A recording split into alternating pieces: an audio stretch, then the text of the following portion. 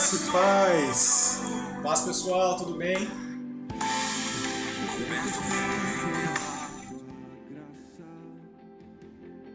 Tem uma galera que já é de carteirinha do Vista, né? Quem é que tá lá? José, Dayana, que já estão aí. Galera que já tá acostumada a estar no Vista com a gente. Esses são os religiosos. Graça e paz, pessoal. Boa noite. Paz, galera do YouTube. Deus abençoe.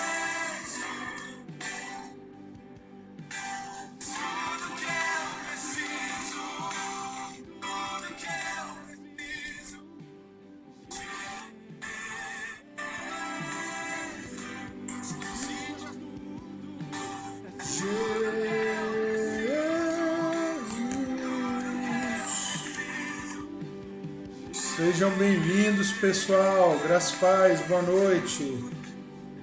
Quem está com a gente?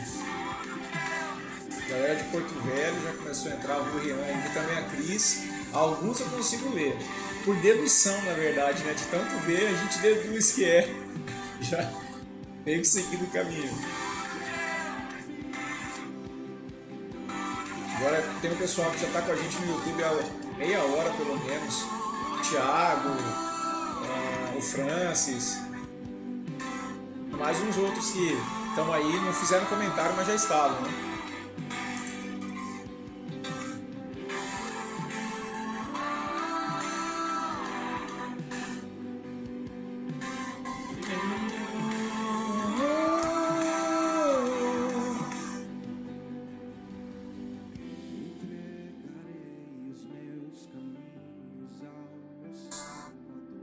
Graças a paz, pessoal do YouTube, tudo bem com vocês?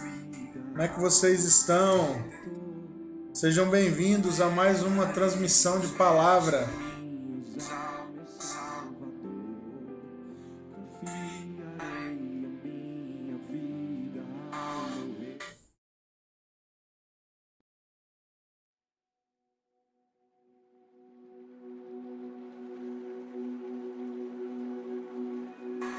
José falou que o YouTube também está muito bom.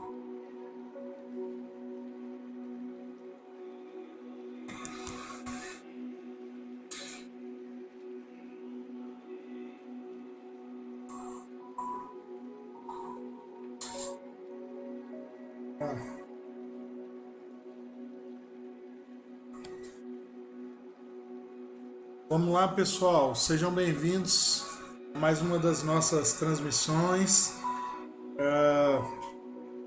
Lá se vão aí já mais de 2 meses, né? Nossa. E agora é que nós vamos começar aqui na nossa região a lidar de fato com algumas medidas mais drásticas de restrição, né? Como já era previsto, inclusive, lá no início dessa pandemia. A gente vai estar respondendo, né, obviamente, às circunstâncias e como elas forem exigindo de nós algumas adaptações. Então já vou de antemão avisar, né, antes de nós começarmos aqui, que nós teremos aí Igreja nas Casas suspenso por mais alguns dias, que a gente tenha uma consciência melhor, uma clareza melhor de como enfrentar, né, toda essa pandemia, toda essa situação. Então queremos pedir aí a compreensão e a colaboração dos irmãos para que a gente possa sair ileso e também não ser agente transmissor, né, dessa doença, dessa pandemia. Bom, vamos orar para a gente começar hoje, vamos direto ao ponto, porque todos nós estamos aqui porque queremos ouvir a palavra do Senhor e de maneira experimental, né? Matar um pouquinho a saudade assim, daquela forma que é possível nesse tempo. Desde já a gente quer adiantar que estamos morrendo de saudade dos irmãos aí, nossa. Quanto tempo que a gente não reúne algumas pessoas, né? Com alguns de vocês. E isso faz muita falta pra gente, como irmãos mesmo, como família. né? E isso tem nos feito falta nesse tempo. Vamos orar para a gente começar? Vamos tirar um tempo de oração. Feche os seus olhos na sua casa. Vamos erguer a nossa voz ao Senhor. Vamos estar submetendo o nosso coração, o nosso espírito a Cristo. Vamos estar buscando o Espírito Santo, sua presença nesse instante. Ó Senhor Jesus, nós nos colocamos diante de você hoje. Nós nos colocamos aqui, Senhor, para que possamos entrar num lugar mais profundo, num lugar de revelação em você. Nós queremos entregar o nosso corpo, a nossa mente e o nosso coração cativos a Cristo Jesus. Ó Espírito Santo de Deus, nós invocamos o Teu nome, nós nos quebramos diante da Tua presença que habita em nós. Nós aqui sujeitamos as nossas vidas, o nosso querer, a nossa mente a Ti, ó Espírito Santo. Nós queremos nos render em adoração, em submissão, em adoração à Tua vontade, ao Teu querer. Ó Espírito Santo, hoje faz a Tua obra, faz se cumprir em nós mais um pouco da vontade de Cristo para nós como igreja nesse tempo. O Espírito Santo nos habilita interiormente a lidarmos com a angústia, com o medo, com o caos que o mundo está vivendo nesses dias.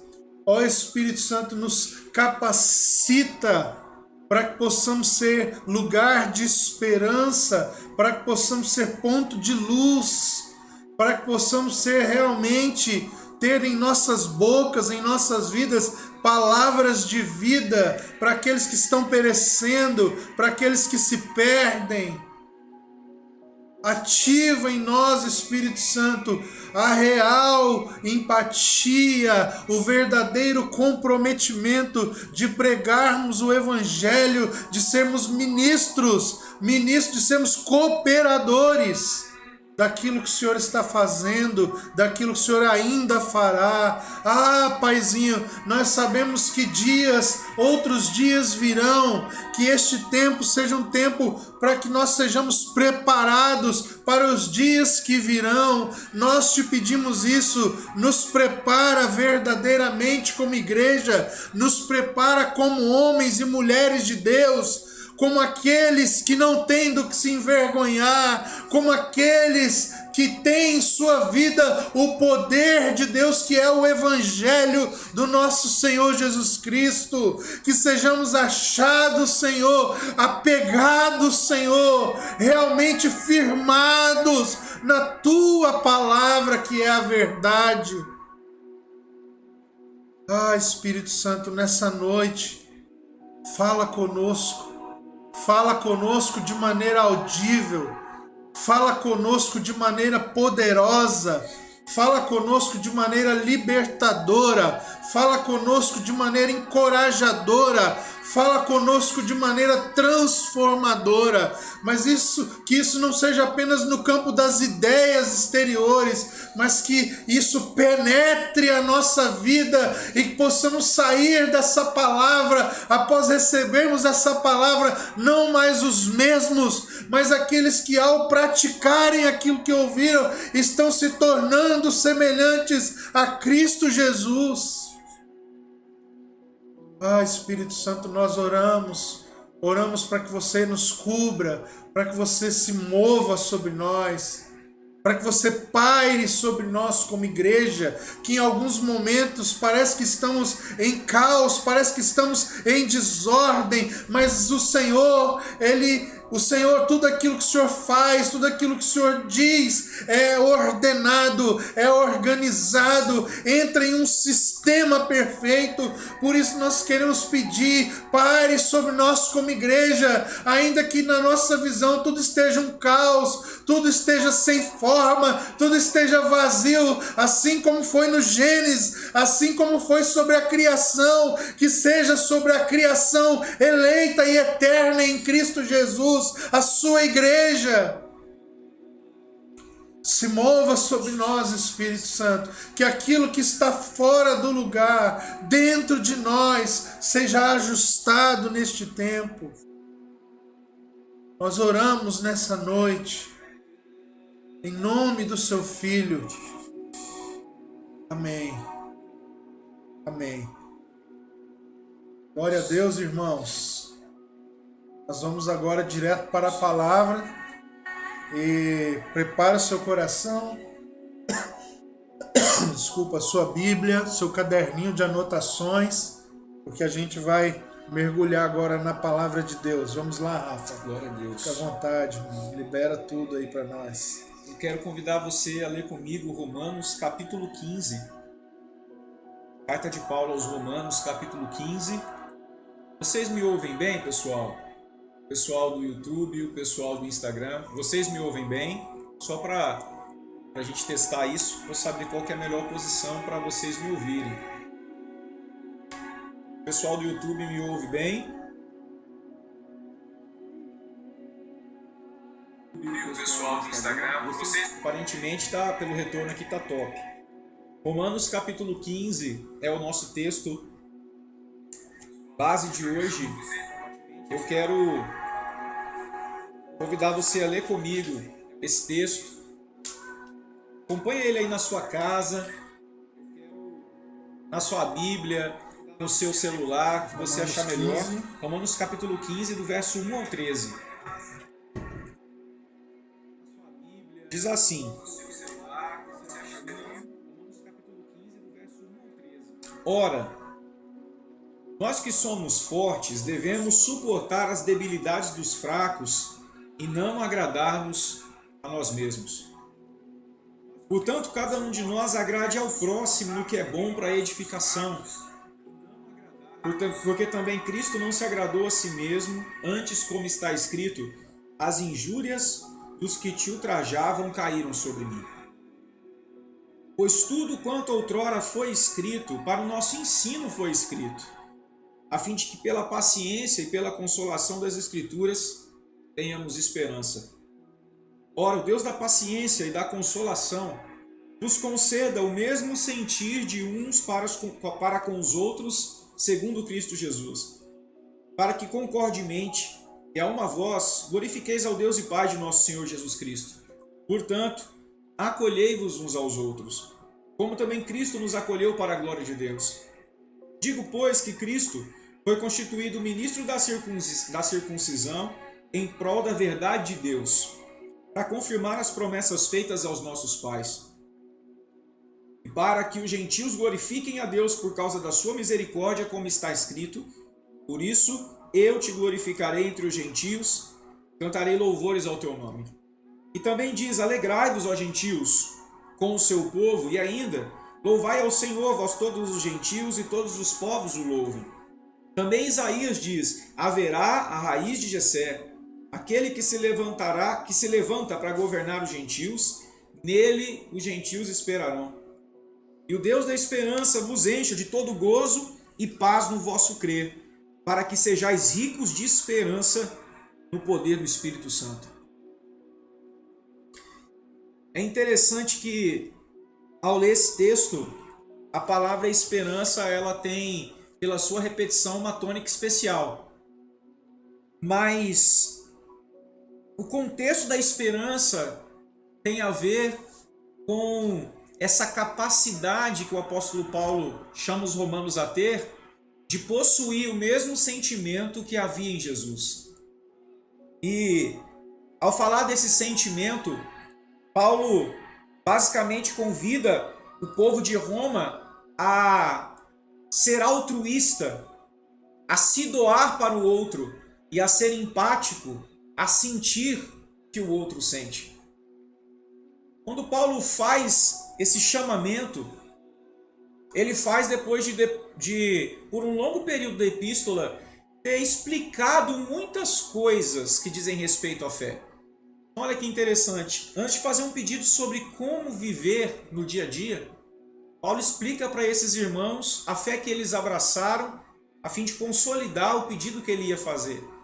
E o que eu acho interessante é que antes de falar de altruísmo, Paulo deixa claro para os romanos que todo homem de alguma maneira tem um ponto em comum. Todo homem é destituído da glória de Deus. E é engraçado porque Paulo escreve a gentios, e a gente sabe que para a sociedade de Paulo, a sociedade judaica, havia separação entre judeus e gentios. Para a sociedade de Paulo, havia separação entre homem e mulher. Para a sociedade de Paulo, havia separação entre escravo e livre. Para a sociedade de Paulo, haviam muitas separações. Mas Paulo começa a sua epístola trazendo um ponto comum, que faz com que todas as separações deixem de existir. E o ponto comum é, todos nós, diante de Deus, estamos, de alguma maneira, na mesma condição espiritual. Nós estamos caídos. Paulo apresenta homens e mulheres, judeus e gentios, escravos e livres, como caídos, como destituídos da glória, como mortos espirituais, como carentes do favor de Deus. E depois de apresentar a condição universal do homem, ou seja, de colocar todo mundo no mesmo pacote, ele vem e fala de um Cristo que chama todos estes que estão no pacote da humanidade caída a fazer parte de uma nova humanidade em Cristo. E a esses ele chama de filhos de Deus, ele chama de justificados. E ao mostrar que é por Cristo que estes homens caídos são feitos família, Paulo faz com que gente que poderia se considerar diferente passe a se enxergar a partir de pontos comuns. O primeiro ponto, todo homem está destituído da glória de Deus. O segundo ponto, em Cristo todos são filhos de Deus. É como se, em uma conversa que parece altamente teológica, Paulo derrube os muros que separavam aqueles que o estavam ouvindo. A carta ia ser lida para o senhor e para o escravo, ia ser lido para o marido e para a esposa, ia ser lido para o romano e para o bárbaro, ia ser lido para o gentio e para o judeu. Mas ao mostrar todos como um em Cristo, Paulo derruba esse muro. E depois de derrubar esse muro, Paulo começa a falar a um povo que tem isso em comum, a essência do Filho. E aí ele traz uma série de instruções práticas para um povo que agora tem uma identidade comum. Bom, quando eu li com você Romanos capítulo 15, eu li com uma preocupação. A preocupação de que nós que somos o povo da identidade comum, em dias como estes em que estamos, parecemos ser um monte de facções. Parecemos ter perdido essa nossa identidade comum. Pressionados pela sociedade dos nossos dias, a gente tem visto irmãos brigando na internet por causa de questão política, por causa de posicionamento sobre a quarentena, e a coisa está ficando cada vez mais acirrada e desrespeitosa. Parece que tudo tem que se resumir a um A ou B. Há uma dualidade, há uma dicotomização o tempo inteiro. Ou você é esquerda ou você é direita. Ou você é pró ou você é contra. Ou você é favorável ou você não é. E parece que essa pressão nos opõe ao invés de nos conciliar. Falo primeiramente dos irmãos. E se isso está acontecendo entre irmãos, imagine no que diz respeito à igreja e àqueles que não têm identidade da igreja. Então, o espírito dessa epístola é muito próprio para os nossos dias. Porque para mentes tão distantes, para mentes tão divergentes, Paulo mostra pontos conectantes a fim de fazer com que eles se identifiquem. Primeiro, vocês podem achar que vocês são melhores uns que os outros, mas vocês são todos pecadores. Segundo, em Cristo todos vocês são uma só pessoa. Vocês são Cristo pisando na terra. E antes de dar essas instruções práticas, capítulo 12 de Romanos, que a maioria de nós conhece, Paulo fala sobre não nos conformarmos com este século, mas sermos transformados pela renovação da mente. E é interessante que este povo de quem Paulo fala de justificados, o povo com uma nova essência, é a esse povo que Paulo diz não se conformem. Então Paulo está dizendo, existe uma pressão sobre vocês. A pressão do ambiente em que vocês estão, da sociedade que vocês vivem. A pressão para vocês se encaixotarem nos moldes que eles determinam. Não se permitam encaixotar. Não se permitam conformar. O que eu tenho visto nesses dias é que muitos de nós, ao invés de pensarmos para além dessas caixas, estamos nos deixando pressionar nessas caixas. E o que acontece? Nós não estamos conseguindo perceber o mundo que nos cerca e, portanto, estamos sendo incapazes de sentir a dor dos que perecem ao nosso redor. Estamos sendo incapazes de pensarmos no outro, porque estamos sendo chamados à hostilização e não à empatia. Estamos sendo chamados a nos opor a alguém e não nos colocarmos no lugar do outro. Me preocupa muito isso. Por quê? Porque esse cenário que nós estamos agora, ele é um cenário de hostilização, ele é um cenário de dualidade, e num cenário de hostilização e dualidade a gente só consegue ver duas pontas. A gente não consegue ver o intermédio. Então, por exemplo, no que se diz respeito à quarentena, a discussão é: abre ou não abre?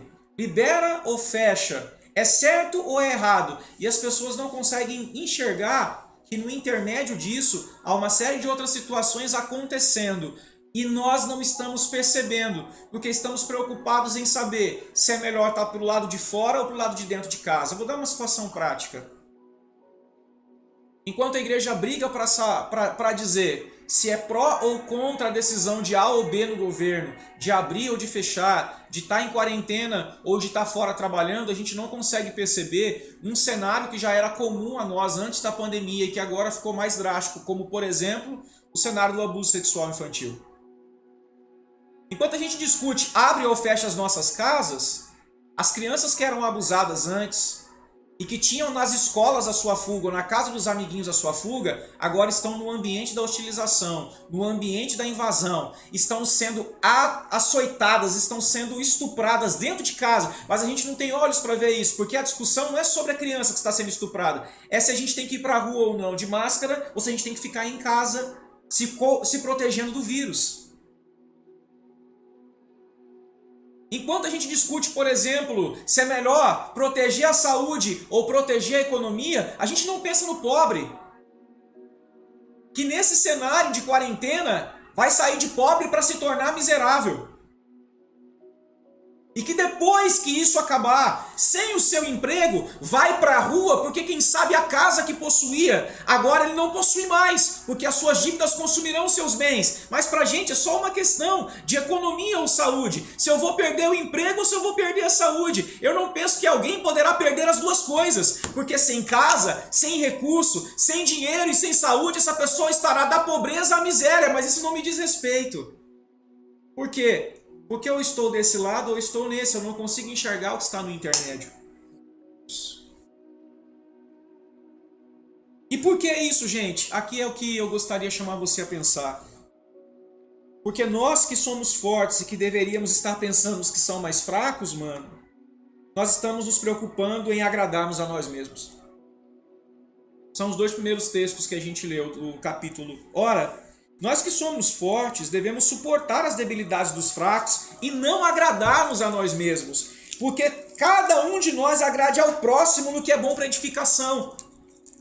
Nessa coisa de buscar provar que nós estamos certos, na verdade o que nós estamos buscando é aquilo que mais nos é agradável. A situação do outro não nos importa. A nossa briga, a nossa hostilização, a nossa dicotomização, o nosso enfrentamento com o outro está em nos impormos sobre o outro. E é isso que me incomoda, porque o ser cristão é o oposto disso. É colocar-se a serviço do outro, ainda que incompreendido pelo outro.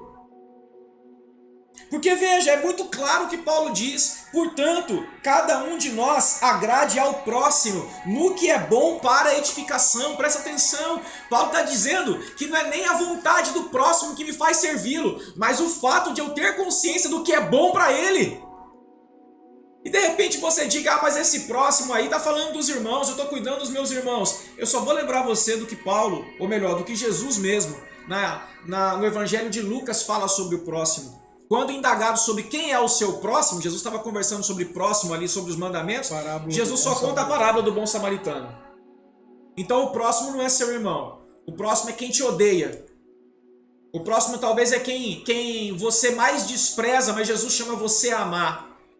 Ou seja, sendo bem franco, talvez o próximo seja aquele esquerdista que nesse momento não tem nem o que comer, mas você quer que ele se dane porque ele pensa diferente de você.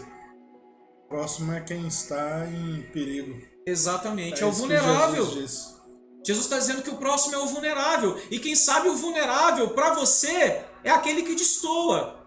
Mas como você está dentro dessa caixa de dualidade, conformado no meio dessa briga, dessa hostilização, você não consegue entender que a igreja é uma sociedade dentro dessa sociedade caída. O nosso jeito de pensar, a nossa maneira de interpretar os fatos, de nos relacionarmos, ela é diferente. Ela é esperança, que é a tônica.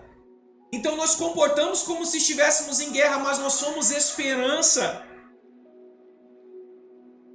Você entende o que eu estou querendo dizer? A nossa preocupação está toda voltada para aquilo que nos apraz. Isso está nos tirando os olhos para enxergar situações que óbvias gritam diante de nós pela nossa intervenção, mas nós não sabemos enxergar. Veja só, Jesus diz, ou melhor, Paulo diz sobre Jesus, porque também Cristo não se agradou a si mesmo, porque também Cristo não se agradou a si mesmo, antes como está escrito, as injúrias dos que te ultrajavam caíram sobre mim. Jesus está dizendo ao Pai, Pai, aqueles que se levantavam contra você, as injúrias deles foram, eu tomei elas sobre mim. E Cristo então passa a ser o exemplo da fala de Paulo no capítulo 15, porque é o sentimento de Cristo que Paulo evoca que os irmãos tenham. Tenham uns para com os outros, tenham para com os de fora. Então qual é o sentimento de Cristo? É servir o vulnerável, ainda que esse vulnerável seja o ultrajante. É me colocar à disposição daqueles que nem reconhecem o que eu represento, mas eu sei quem sou. A minha identidade, ela é clara e isso me faz agir para com o outro de maneira consciente. Gente, essa visão encaixotada, que é bem visível nos nossos dias, ela não é de agora. E é ela que, inclusive, não nos faz perceber o que Deus está comunicando ao longo das eras, o que Deus está nos ensinando através da história e o que Deus está pedindo de nós nesse tempo específico. Veja o versículo 4. Pois tudo quanto outrora foi escrito, para o nosso ensino foi escrito, a fim de que pela paciência e pela consolação das Escrituras tenhamos esperança. Quando eu vejo esse tudo aqui, isso me incomoda. Porque o apóstolo Paulo está falando que tudo o que foi gerado na Torá, nos profetas, nos salmos, de alguma maneira nos trazem ensino. Então vamos dar uma passada em algumas histórias que de repente passam despercebidas aos nossos olhos ou inócuas ao nosso coração, não nos causam nenhum incômodo. Por quê? Porque as pressões dessa sociedade nos fazem não perceber que o texto está nos trazendo ensino. Por exemplo, a gente falou aqui de abuso. Você conhece a história de Aminon e Tamar? O irmão que estuprou a irmã dentro de casa? Você já parou para pensar que os textos sequentes àquela história estão narrando o caos que aquele abuso gerou dentro daquela casa? Você já parou para pensar que o irmão Absalão, irmão de Tamar, matou Aminon, aquele que a abusou, porque ávido por justiça, tentou fazer com as próprias mãos aquilo que o pai omisso não fez? Uma história que poderia ser perfeita para trazer sobre as nossas casas luz para situações como o abuso infantil. Quantos são os pais que agem como Davi, se indignam por dentro, mas não fazem que o abuso continue. Deixa a história seguir por si, e a história cobra uma fatura muito cara. E o que dizer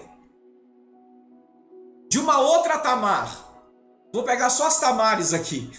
Mulher de um dos filhos de Judá, que sujeita a uma sociedade machista, é deixada para escanteio, porque um homem queria preservar sua família, achando que ela era responsável pela morte dos seus filhos, não dá a ela aquilo que lhe é de direito. E quantas vezes a gente, para se preservar, rouba o direito do outro, coisificando as pessoas? Porque quando Judá põe Tamar para escanteio, é como se ela fosse a coisa podre dentro da sua família.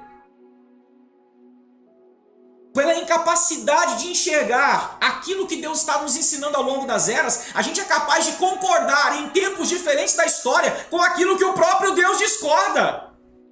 Quer ver um exemplo? A gente repugna Judá por coisificar Tamar, mas já apoiou a escravidão em um período da história.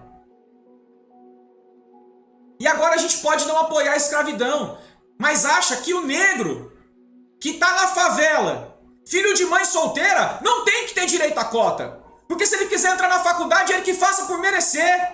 Ele que batalhe por si próprio. É a mesma idiotização, a incapacidade de se colocar no lugar do outro, sendo que o evangelho que Paulo está propondo no capítulo 15 é altamente altruísta. Ponha-se no lugar do outro, coloque-se no lugar do outro. Isso é o exemplo de Cristo, esse é o sentimento de Jesus. E a minha preocupação é porque nós estamos, vivendo um momento histórico, cara. A pandemia é um momento histórico. Puxa na sua memória quantas pandemias como essa aconteceram. Talvez a gripe espanhola no período da guerra. A gente fala da Primeira Guerra Mundial, da Segunda Guerra Mundial. Há quem diga, nossa, eu gostaria de viver um momento histórico como esse. Você está em um momento histórico como esse. E talvez você esteja cometendo o erro que amanhã a próxima geração vai condenar. Porque você é incapaz de ver as coisas a partir do olhar de Cristo. E talvez para ver do olhar do outro, ou melhor, para ver com o olhar de Cristo, você só precisa se colocar no lugar do outro. Em pleno século XXI, a gente ainda tem que botar a hashtag Vidas Negras Importam. E de pensar que a nação que está matando os negros como coisa é a nação hegemonicamente protestante. Que loucura é essa?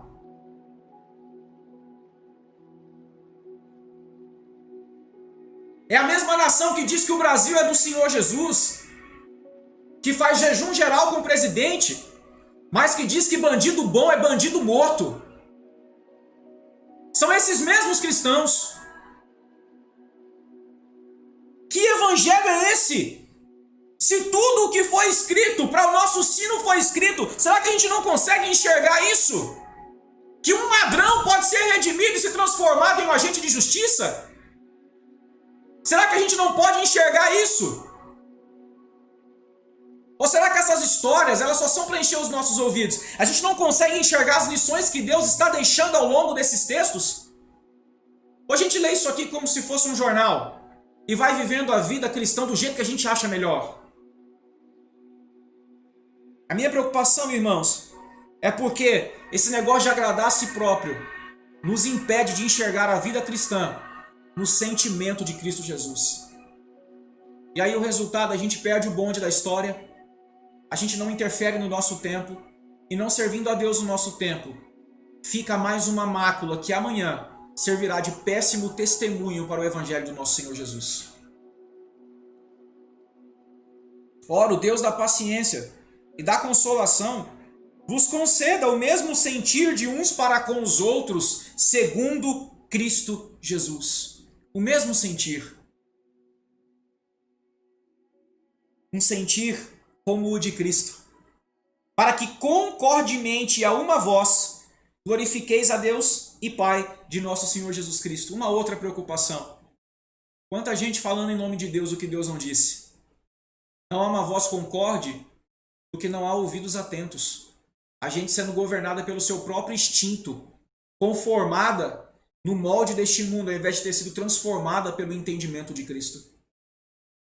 Com uma vida polarizada, uma vida bidimensional, certo ou errado, esquerda ou direita. Esquece que a dimensão de Deus é tridimensional, boa, agradável e perfeita vontade, ou se você preferir, multissensorial. É o bom que se pode perceber nas sensações, é o melhor, o bom que se pode aprovar na moralidade, é o agradável que se pode provar nas sensações, mas é o teleios, é o perfeito que só no espírito se discerne. E por que a gente não consegue perceber que a dinâmica de Deus é diferente dessa história que nos encaixota? A gente é incapaz de dar uma resposta de esperança para um mundo em caos.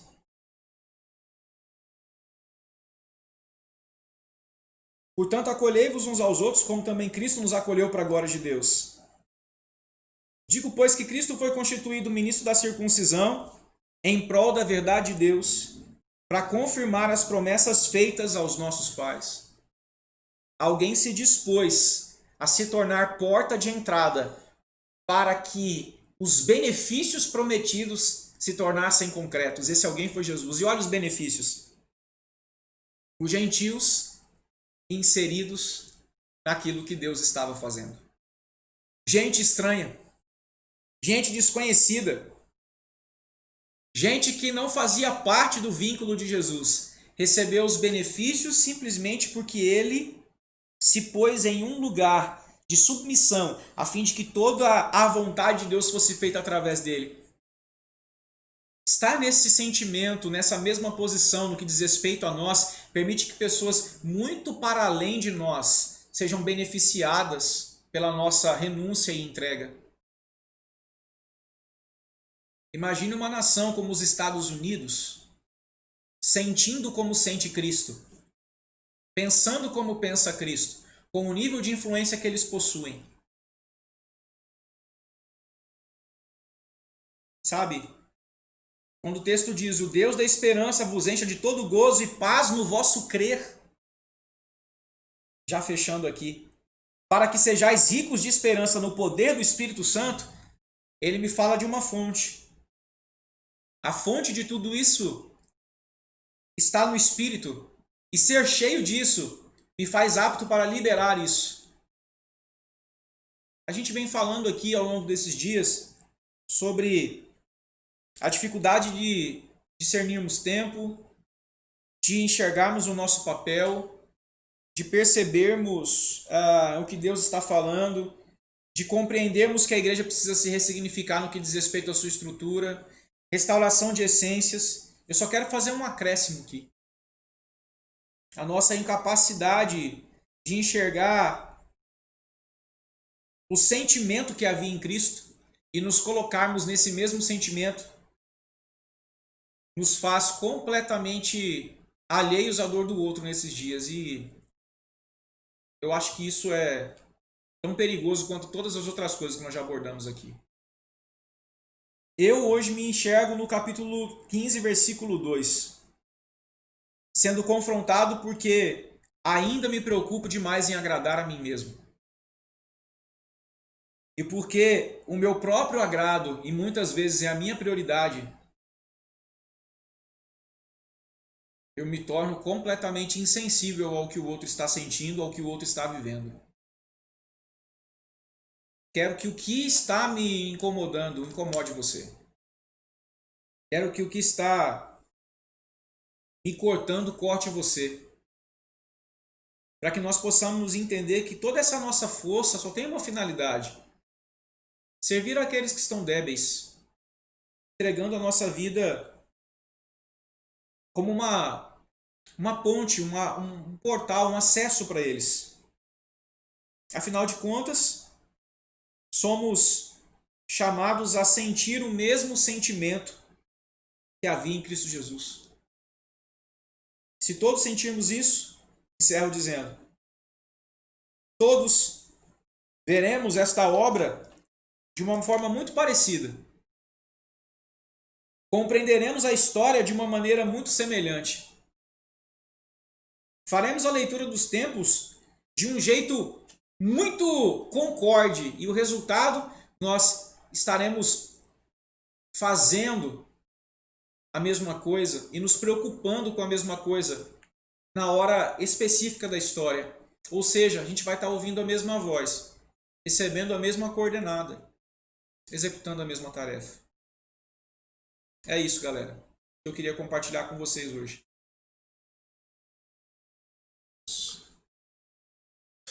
É interessante, né, Rafa, a gente olhar e falando um pouco sobre isso, cara. Me parece que o cristianismo dos nossos dias tem mais de Roma do que da Galileia. Nós nos tornamos aqueles que são liderados por Anás e Caifás sobre o cetro de Herodes. Ou de Nero, né? Se a gente for olhar para o contexto político. E a gente está feliz da vida. Agora, a disputa que a gente tem é para ver quem vai sentar na cadeira de Anás. Porque o nosso cristianismo tem mais de Roma do que da Galileia. Então nós não entendemos ainda a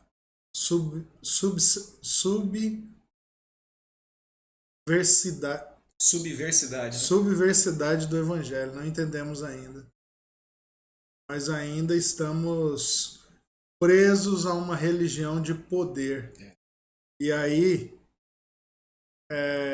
muitos de nós podem não ter mais coragem de dizer, mas ainda vive sobre a égide da frase: quem pode mais, chora menos. Exatamente.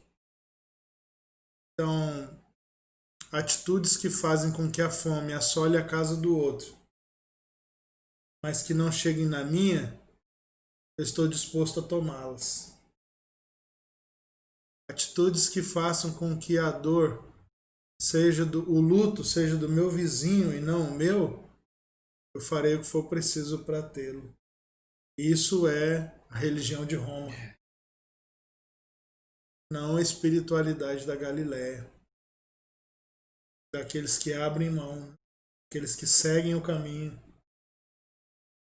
Eu acredito que nós estamos precisando de um choque de realidade como igreja. A dor do outro precisa ser vista com lágrimas nos olhos, não pode mais ser vista como algo normal e, poxa, que pena, vida que segue. Exatamente. É estranho, mano, ver as pessoas conversarem tô falando de cristãos, né, porque a gente vê os diálogos na internet, conversarem como se Cristo estivesse fora da conversa delas. Por exemplo, vou falar especificamente sobre um fato aqui. Eu sou a favor de voltar ao trabalho, porque o trabalhador precisa botar comida na sua mesa. Aí o outro fala, não, mas tem gente morrendo. Mas gente morre todo dia. Isso é uma verdade, mas essa coisificação da vida, ela não é cristã. Quero lembrar aqui das palavras de Paulo aos Gálatas. Em Cristo, não tem mais coisa. Não tem coisa judia, não tem coisa grega, não tem coisa homem, coisa mulher, não tem coisa... enfim, é tudo Cristo, no sentido de filhos, ou seja, só há dois tipos de pessoa no mundo, filhos e escravos, e os filhos são libertadores de escravos. Eles não são coisificadores de pessoas, cara. É mais um que morreu. Poxa, mas é mais um que morreu em uma situação atípica. Ok, e aqueles que precisam trabalhar? Então pensemos para além da dicotomia. Porque não é só sobre a favor ou contra o presidente, fechado com fulano de tal. Isso é uma idiotização. Porque fulano de tal pode estar errado e precisa ser repreendido. E a gente entra nisso, cara. Meu Deus do céu. É estranho. Onde nós chegamos, eu ouvi muitas pessoas, grandes líderes, inclusive religiosos, dizendo: se você é cristão, se você é pastor cristão, você apoia o Bolsonaro. Cara, um absurdo, né? Aí agora surgiu um movimento de outros pastores dizendo: sou cristão e não apoio o Bolsonaro. Oh, meu Deus. Pois cara, é uma coisa assim que... Enfim, gente, a minha preocupação é porque, sabe, enquanto cristão na adolescência, mano, eu me lembro de ver os professores de história contarem, salivando pelo canto da boca a fim de afetar a nossa fé. Eles gostavam de contar isso para os cristãos, dos erros históricos cometidos pela igreja. esfregar na nossa cara que a igreja apoiou Hitler. Inclusive, se você não sabe disso, é o que a história diz, boa parte da igreja alemã apoiou o Estado nacionalista do Reich, acreditando que aquele povo tinha direito de coisificar judeus, homossexuais, testemunhas de Jeová e negros. Se você não sabe, no mesmo período, por volta de 64, aqui no Brasil, Getúlio Vargas coisificou alemães, italianos e japoneses em pequenos campos de concentração. E os cristãos apoiam. Por quê? Porque eles fizeram o que é errado, que eles paguem pelo que eles fizeram. Essa prostituta está aí porque ela escolheu. Ela pague pelo que ela fez. Só que a coisificação da vida é anticristã. Toda vez que eu ouvia aquilo, eu pensava, meu Deus, não é possível que a gente não tenha visto isso naquele período. E hoje eu me vejo num momento histórico muito parecido, com a gente não enxergando o óbvio. A gente lê Dietrich Bonhoeffer e é capaz de, tendo lido Bonhoeffer, não entender o que significa ser Bonhoeffer em dias de Hitler. Em dias de totalização, Totalização. Isso, obrigado. E polarização, ser Bonhoeffer é pensar com a cabeça de Jesus, não com a cabeça de A ou B, as caixinhas desse tempo. Então, enfim, essa é a minha preocupação. E é isso que eu quero externar para você hoje. Pessoal, nós precisamos voltar à essência do Evangelho, aquela simplicidade, onde o amor era a lei impressa sobre nós. Porque não tem como eu amar o outro e não me compadecer. Não tem como. Então não preciso de grandes teorias políticas, eu não preciso ser um exímio conhecedor das teorias da sociologia. Não. Eu só preciso ter amor. O amor ainda é a arma mais poderosa da Igreja de Cristo sobre a face da terra. Na verdade, eu creio que essa seja a nossa única arma. Sim. É porque o amor é uma arma que vai nos dizer, entre ele e eu, que sofra eu. Exato. Entre ele e eu, que a fome seja minha. Entre ele e eu, que o exposto seja eu. Isso é o que o amor faz com a gente. Então, vamos nos posicionar como igreja, cara. Precisamos, já passou da hora. Chega de falar disso, irmãos. Vamos viver isso. Vamos viver, vamos começar a pôr isso em prática. Hoje, amanhã. Vamos fazer essa semana diferente? Acho que é isso, né, mano? Bom, vamos para os avisos dessa semana para a gente encerrar. Pessoal, quero fazer um pedido, uma recomendação. Vamos lá, prestem atenção. Aos irmãos, por favor, você que caminha com a gente, que é discípulo nessa casa, estou aqui encarecidamente, quero pedir a você, não fiquem se movimentando desnecessariamente nesses dias. Cara, não vá à casa dos irmãos, não vá à casa da sua família desnecessariamente. Nós só devemos sair de nossas casas para compromissos que são inadiáveis, que são compromissos que não tem como não acontecer.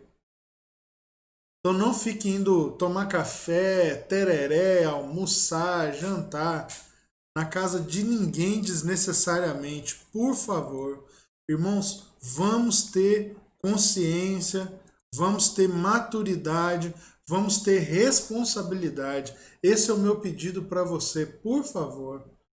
Imagina ter que conviver com a notícia de que alguém morreu. Porque nós transmitimos o vírus, e que é algo que nós estamos sujeitos, mas que transmitimos porque fomos irresponsáveis.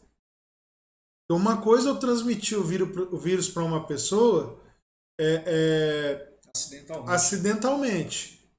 Outra coisa, transmitir o vírus para alguém que pode não resistir à doença de maneira irresponsável porque não tomei os cuidados e as precauções exigidas para esse tempo. Então, tem coisa que não é preciso orar, só é preciso ser educado, só é preciso ter bom senso, só é preciso ter espírito cristão. Não é preciso oração para discernir a postura para esse tempo. Eu não estou falando aqui de ficar acovardado, não, não tem nada a ver com isso. Estou falando de bom senso e acho que está faltando um pouco de bom senso em algumas escolhas que estamos fazendo. Vamos atuar com bom senso. Não faça visitinhas, não vá matar saudade de ninguém. O que eu faço então? Liga, usa o telefone, o computador, WhatsApp, Zoom, Instagram, Facebook, esse tipo de ferramenta. Não vamos nos tornar levianos, irmãos, para que Deus possa ouvir a nossa oração, para que a nossa oração não fique impedida de ser ouvida. A terça-feira nós temos transmissão de turno de intercessão e adoração. Quarta-feira o nosso ensino normalmente. Já vamos para a quarta palavra da nossa série sobre as 7 características, palavras da igreja, da dinâmica da igreja. Então, não perca, nós estaremos juntos nesses próximos dias, dessa forma e desse jeito que Deus, nesse tempo, vai nos desenvolver, vai nos esticar como igreja. Então, não perca este tempo, mas mergulhe naquilo que está sendo proposto para que a gente possa se desenvolver como igreja e cumprir o nosso papel na sociedade. Tá bom? Um beijo no coração. Deus abençoe os irmãos. Uma excelente semana cheia de virtudes do Senhor, cheia da bênção do Senhor, cheia mesmo da graça de Deus, né, se manifestando sobre nós, tá bom? Beijo no coração, valeu. Obrigado, galera. Até terça. Tamo junto. Valeu, beijão.